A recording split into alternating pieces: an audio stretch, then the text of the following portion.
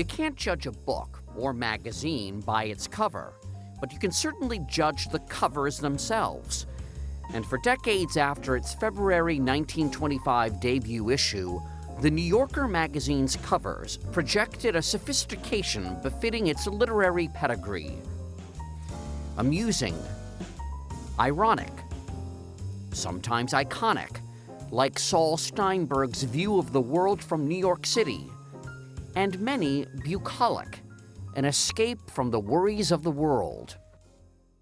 Then, in 1993, Francoise Mouly became art editor. And then over here, this is... Oh, well, this was the beginning of Don't Ask, Don't Tell. Don't talk about it, basically. And we did everything we could to make sure that people discussed it. Under Mouly, the magazine's covers are more often political and provocative. We all want images that will be relevant, images that will make you laugh, images that will move you. Here's Monica Lewinsky as Mona Lisa. Well, she looks quite beautiful there, I have to say. She really does. And President Bill Clinton answering questions about his affair with that woman. And remember when vice presidential candidate Sarah Palin said she could see Russia from her home state of Alaska.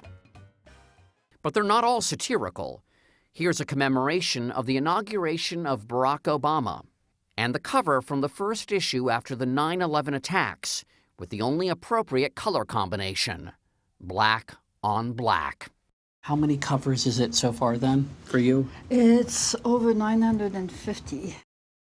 Mouly came from Paris to New York to study architecture, then married author and artist Art Spiegelman. He did that 9/11 cover. Together they published an avant-garde comic book before Mouly came to The New Yorker. From her office over Times Square, she reviews cover submissions and works with artists like Christoph Niemann. I love working for The New Yorker because The New Yorker for illustrators really is like the Olympic Games of our discipline. And every week is a competition. After the killing of Osama bin Laden, hundreds of ideas were submitted.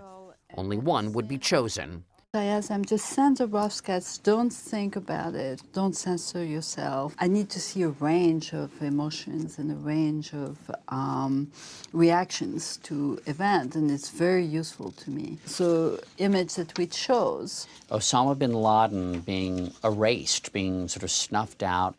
The final decision on cover art is not Mouly's alone, nor is it by committee. It's just the two of us. David Remnick is the magazine's editor. What defines a successful cover? Sales? No, absolutely not sales. For us, it's what we like, what causes people to laugh, or to talk about it, or provoke discussion. I want them to push the boundary to see where the boundary can be from week to week. Pushing too far may not make the magazine, but in many cases it made this book, Blown Covers, Mouly's collection of would-be New Yorker covers that were a bit too daring. I think I've been trying to do Marilyn Monroe upskirt satires of that particular image, and I've tried it with, a woman in a burqa.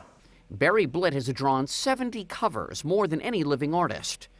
Yet a lot more of his submissions have not made the cover. This didn't make it last week with the Secret Service scandal. Constitution scandal. This one of Tiger Woods golfing with many holes. I kind of would have liked to have seen that on the cover. One image that did make the cover? In 2008, then-candidate Barack Obama as an Islamic terrorist and Michelle Obama as a Black Panther fist-bumping. To Blitt and many liberals, it was a satire of a right-winger's view of the future first couple.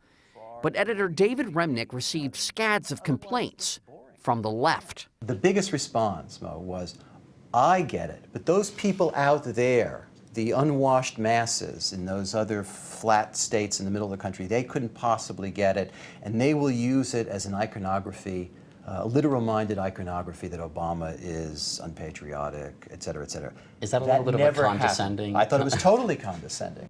4 years later, Barry Blitt still isn't sure the joke landed. The fact is, it was so misunderstood that they're obviously, I can't say, they're all crazy and I'm not. But Francoise Mouly stands by that cover, and every other in her nearly 20-year career at The New Yorker. You love your job, don't you? I think I have the best job in the world. and there's plenty of wall space yet to be covered. Every week is a creative puzzle to solve. Yeah, it's like the front page.